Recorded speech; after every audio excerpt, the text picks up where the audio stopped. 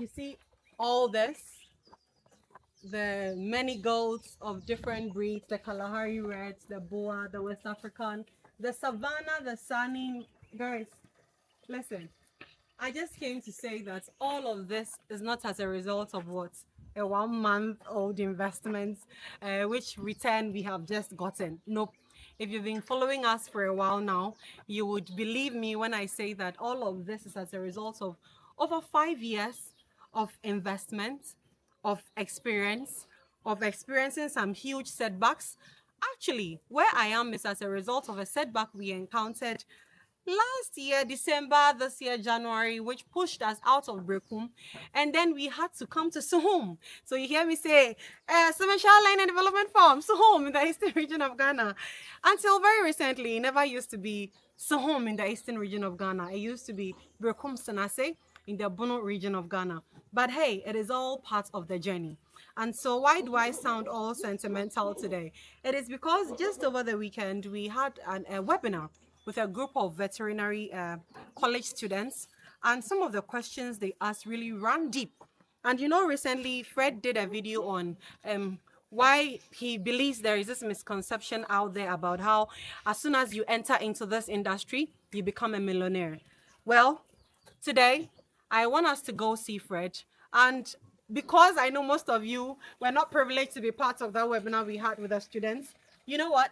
We are going to see Fred and ask him some of the questions the students asked, which I believe are very raw, very honest, very practical, and it would help us also to do great in this livestock agribusiness. By the way, if this is your first time watching us, listen, welcome to the Farming in Africa YouTube channel. We are all about livestock here, guys. We love this industry. And if you're already a subscriber, thank you, but go a step further to hit the notification button so you never miss any content to bring your way. Okay, let's go.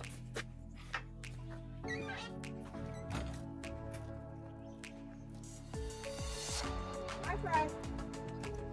How are you doing? I'm good. You always look very happy and relaxed at the farm. What's your secret though? What's here? I'm curious. What's here? The farm. You can't go wrong, you know. Uh-huh. It brings some sort of relief. Relief. Peace. Peace. Okay. So you're telling anybody out there that if they have a farm and they visit it that often, they're going to be less stressed in life? Yeah, they will live longer. That's what I was saying. They'll live longer. Anyway, sorry to interrupt, but we came on a very quick session today. I was just telling our audience we had a very raw session with some veterinary college students over the weekend. Yeah. And some of the questions they asked, it just ran really deep. So for the fact that they missed out on that, today I want to ask you some of those questions. And then we believe you would all learn from whatever responses you give us. So without wasting much time, I think the first question a gentleman asked was some of the mistakes you have encountered in this journey so that he can avoid as he is coming into it. So, yeah. Yeah. I think the number one mistake that comes on top of my mind is not knowing as much about what I wanted to do before starting. I think, you know, I'll use goat for example. You know, when I was going into the goat farm industry, I tried to do some research, but I also realized that there wasn't much online, and the people I consulted they didn't have enough information to give me as I wanted in terms of breed, nutrition, and so on. So I was very limited to the information and the knowledge, and then I went into it. So I had to learn things the hard way, which cost me a lot of money and a lot of time to get to where I've gotten to. So I think that was a big mistake. So if you're watching this and you want to go into any farming business, whether it be in livestock or crop, the question is, how much have you learned yourself? Or if you're not going to learn it yourself, have you lined up a group of experts who can help make sure that whatever you're going to put your money in is going to be successful, right? People who have done it before, people who know and have proven it, not people who just went to school, and are sitting in an office saying they can do it. Yeah. You need to get down there, make sure you have the skills and the knowledge Yeah. before you put your money into it. So I I think that's a big one. I mean, there are some small nitty-gritties, but if you have the knowledge, if you know, if you understand what you're getting yourself into, then you can solve and skip a lot of those. So let's say that your one biggest or your number one biggest mistake was not getting the practical knowledge and information you needed to start this journey with before starting. Yeah. So can you give me 2 extra mistakes? So we are looking at your top 3 mistakes so that we all can avoid that. Number 2 would be what? I think number 2 will be also at some point starting too big. Whilst I didn't have enough information and I was learning, I also should have started smaller enough to be able to learn and understand what I'm getting myself into before scaling. So there was a point I had scaled too much and I didn't have the resources I need to help maintain that magnitude that I've gotten into.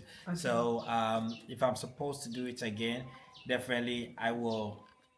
I started small, but I scaled too fast, too quickly. Yeah, so I'll slow down and get things right before I scale. Okay, so you will slow down a bit, get more experience before you scale up. And your number 3 biggest mistake would be what? Number 3 biggest mistake to avoid. I think it has to do with people, which is hard to avoid, but you need to find somebody that you trust, somebody that is committed and believe in your vision as well to work with. If you if you just call your cousin, your nephew because you think he's at home doing nothing and therefore you want to give him an employment or something, and you say, go and manage my goat for me, go and manage my sheep, he might not do it the way you want it, and therefore you end up paying the price, right? So find somebody you trust, somebody that shares this vision and says, hey, I want you and I to go into this, and that should help you, because I made a lot of mistake by relying on certain people that weren't reliable initially, whilst I also wasn't present, right? So I was away, coming and going, and I think that cost me a bit while till finally, Godfred finished school and could come and really focus on it. Interesting. Every time you say this, I am reminded of something you say often, which is usually to, I think, new farmers who especially are not present. So those in the diaspora. And the last time, I remember you asking a beginner farmer that, how much worth is your farm? So let's say the guy mentioned 1 million Ghana cedis. And you asked him, whom are you going to entrust the farm to? And then he said, oh, I have a nephew in my village who just completed school. And you quickly followed up with this question that, imagine that value you just mentioned as physical cash in your hand. Would you give this physical cash to this nephew of yours, knowing his level of expertise and all of that, to manage this money? And I think it struck a nerve in the gentleman, and he went back to re-strategize. So for me, every time you talk about, getting the right people, skilled people for the job, that is what comes to mind. I promised I wouldn't waste your time or steal your time, but there is one last question I want to ask you. And when that student asked for me, I think it really touched me. And the question was, Mr. Fred, as they affectionately call you. Anyway, he's their mentor. So he said, Mr. Fred, the prices of things are crazy now. And I don't think it's going to get any better anyway. So for those of us who want to start with little to no help, especially at home, what do we do? I think I'll just leave it at that. Say something and let's go. Not to make your video too long, I'm going to summarize it. But resources are always going to be limited, but you have to start from somewhere. So the most important thing is you make a step, right? Whatever that step is, whether it's somebody's uncompleted building that is in your neighborhood that you can put a door by it and start with 2 goats, or it is somebody's land that is not being used and you want to put some fencing around it and bring in about 2-3 goats, do something. Because when you come to me and you say, Fred, I have done this with this and that and that and that, and therefore help me get this and this and that, Yeah. then it's easy, right? So start with whatever that you have. I mean, they were students, so my message to him is, as he's graduating and going home, he should go look into his neighborhood, into his community, and start with what he has and start building on it. It's clear to have the goal. I mean, that's what we're trying to do here. Set the expectations, set the standard, Yeah. so that you can dream that high. But then it doesn't mean you're going to get there in a month or two. But you can start from somewhere knowing where you're going and then gradually work on that, you know. And then another thing is there are so many organizations out there now giving free money to great ideas in agriculture, right? But again, you need to start and prove something so that they can even support you. So my simplest answer to that is start with what you have and then start building on. Visit us, learn one or two, take it to your farm, and then continuously you'll get there. Nice. Start with what you have, first and foremost, build on that. Also acquire the right education, and you will be able to do great in this industry. I told you guys we are going to get some really practical responses, and I know you haven't been disappointed.